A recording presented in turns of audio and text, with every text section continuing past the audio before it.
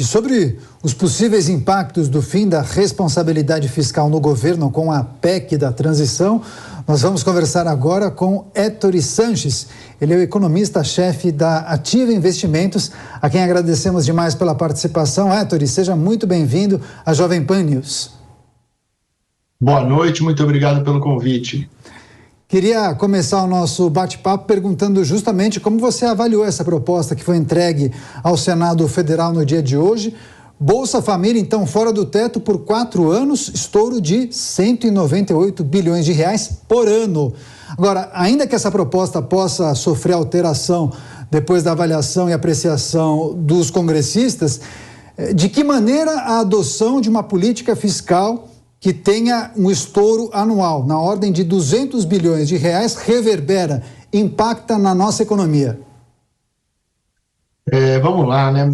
Primeiro, eu interpretei o texto como sendo um texto ruim, no final das contas. Ele não teve grandes alterações em relação àquela minuta que foi apresentada semana passada, que denota que não houve um consenso, né, para o fechamento do texto.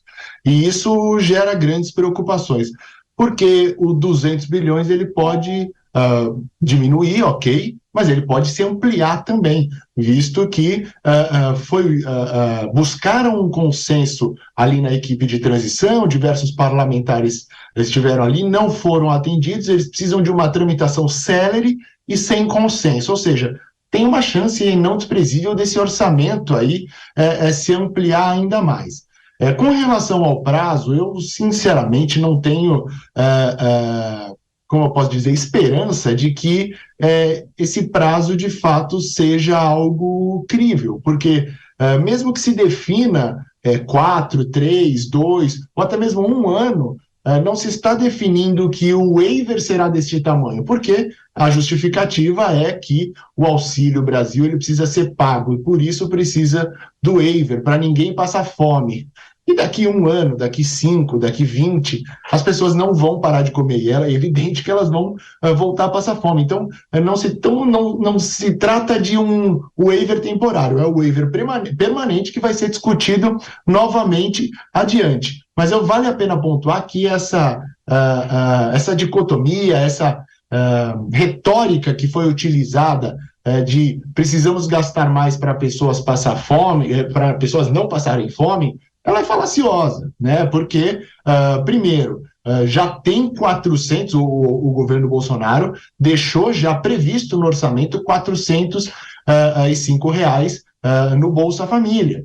Então, assim, a ampliação para 600, né, não vai sanar a fome das pessoas, porque já tinha os 400. Estamos falando de uma condição melhor, o Bolsonaro também havia prometido isso.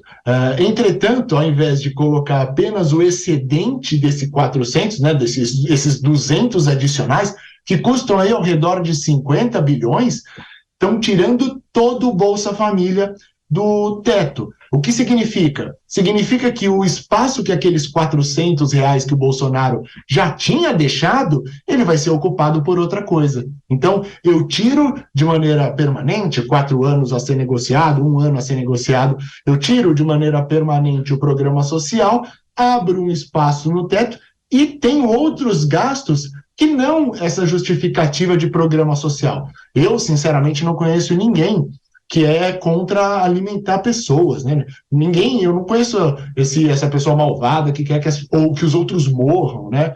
Então essa retórica, ela mexe com as pessoas no sentido de, olha, eu não quero que ninguém morra, pode gastar. Quando, na verdade, não existe essa dicotomia, porque o Bolsonaro já tinha colocado isso no orçamento. Perfeito, eu quero dar boas-vindas às pessoas que chegam agora ao Jornal Jovem Pan e que acompanhavam a Voz do Brasil em nossa rede de rádios. Nós estamos analisando o texto da PEC da transição, ou PEC fura-teto, com Héctor Sanches, ele é economista-chefe da Ativa Investimentos. Héctor, boa noite para você. Bom, se essa proposta for aprovada do jeito que ela está, a ideia do Bolsa Família, romper o teto de gastos, enfim, a ideia do auxílio é justamente auxiliar para que a população não passe fome, para que a população tenha mais condições. Mas se de fato aprovada como está, a longo prazo, quais são as consequências diretamente para o brasileiro, para a gente?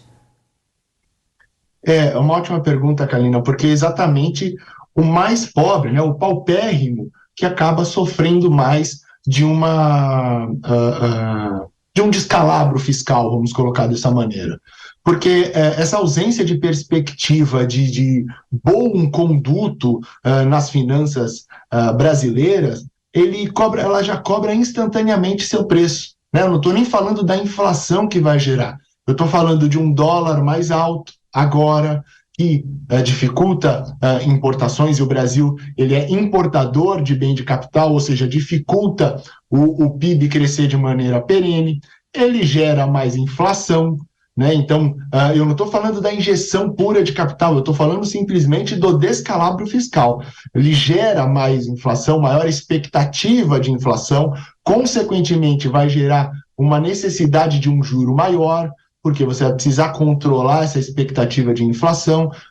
Em outras palavras, vai gerar mais desemprego, vai gerar mais inflação, e o paupérrimo fica exposto a isso. Ele fica exposto a esse avanço inflacionário, a esse avanço do desemprego, o que é extremamente prejudicial. Ou seja, busca-se, através do discurso, a retórica de que irão passar fome. Já falei a respeito disso, os R$405 já estão contemplados no orçamento, a gente está falando apenas da expansão, que não são 200 e são 50 bilhões de reais.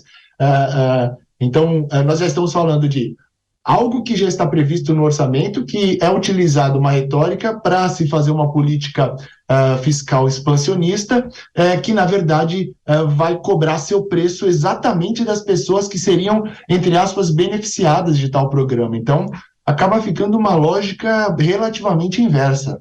Agora seguimos com as perguntas dos nossos comentaristas. Rodrigo Constantino, sua vez. Boa noite, Héctor. Pois é, você mencionou aí a questão de falsa dicotomia, de retórica, e é exatamente isso que a gente vê, né? Essa turma que venceu a eleição vem demonizando o mercado, como se o mercado fosse uma entidade maligna, que não quer, né, o bem dos mais pobres.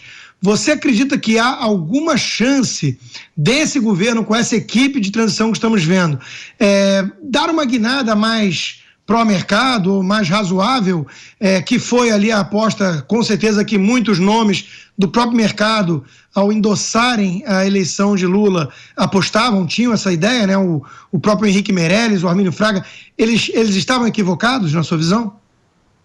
Então, vamos falar de esperança, né, Rodrigo? Sim, eu tenho a esperança que haja um fiscalismo, até porque a realidade ela se impõe. A gente tem uma conta que vai ser paga e que precisa ser paga. Os ativos, o mercado, né, o demonizado mercado, ele não é uma entidade que não gosta ou gosta de algo. Na verdade, são agentes racionais que fazem cálculos, cenários probabilísticos e estimam preços. Ou seja, se você não tem sustentabilidade nas suas finanças, se você não tem sustentabilidade nos seus meios de pagamento, você acaba tendo que pagar mais caro para tomar um dinheiro, para suas divisas relativamente aos outros países, ou seja, seu juro sobe, o câmbio fica pior, o que é natural. Então, assim, a realidade ela vai se impor, por bem ou por mal. Se o governo eleito quiser gozar da credibilidade de alguém que tem um passado fiscalista e já vai trazer consigo essa retórica, seria mais fácil para ele mesmo.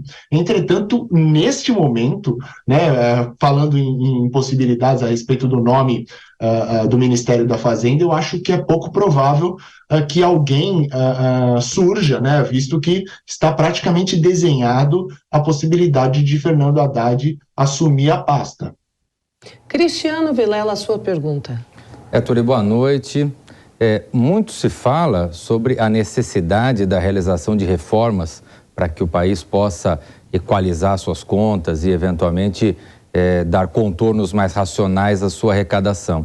Quais as reformas que você entende que seriam as mais urgentes, especialmente num contexto agora de início de um novo governo no nosso país? Pela ordem, né, e por incrível que pareça, a reforma administrativa, né? A gente precisa saber o tamanho da conta, a eficiência do Estado, a possibilidade de ganho de alocação, né, de melhor eficiência na alocação de recursos dos estados. Então, assim, a primeira de cara seria a reforma administrativa. Depois disso, a gente poderia fazer uma reforma tributária, que seria a reforma de como vamos financiar esse Estado que já foi reorganizado, que nós já sabemos o quanto ele pode alocar, o quão curto é esse cobertor. Aí nós vamos fazer uma reforma tributária para melhorar a eficiência, simplificar, aumentar a produtividade. Aí a gente vai falar de reformas outras que precisam ser feitas também, como, por exemplo, do judiciário, para aumentar a segurança jurídica do país, né, no que toca os contratos firmados. Eu estava acompanhando a entrevista da Camila Abdel-Malak há pouco, falando a respeito do juro gigantesco aqui no Brasil, né? Uma parte desse juro gigantesco, principalmente nas modalidades emergenciais, como foi o caso do comentário ali do rotativo do cartão, é o próprio risco jurídico, né? Então, uma parte das garantias que são dadas, elas não são revertidas ao credor. E aí você tem que incutir isso no preço. Então, assim, é uma lógica de produtividade, de segurança que o Brasil precisava passar de um choque imediato, né? Algo que o governo Bolsonaro vinha tentando fazer, encontrou diversos entraves no Congresso e tudo mais. Teve só uma pandemia no meio, né? Mas seria basicamente esse o primeiro choque, né, de produtividade das reformas, e aí sim para a gente poder falar de uma expansão de gastos. A gente está falando de uma expansão de gastos mediante um Estado que já é inchado, já é ineficiente. Então, muita coisa precisaria ser feita nesse momento antes da gente falar de precisamos estourar o teto de gastos em 200 bilhões. É isso, PEC fura-teto, as consequências para a nossa economia e também as expectativas para o Ministério da Fazenda e também para as reformas em 2023. Em destaque nessa entrevista com Héctor Sanches, economista-chefe da Ativa Investimentos, a quem agradecemos demais pela participação. Héctor, volte mais vezes à Jovem Pan News e boa noite. Foi um prazer, boa noite.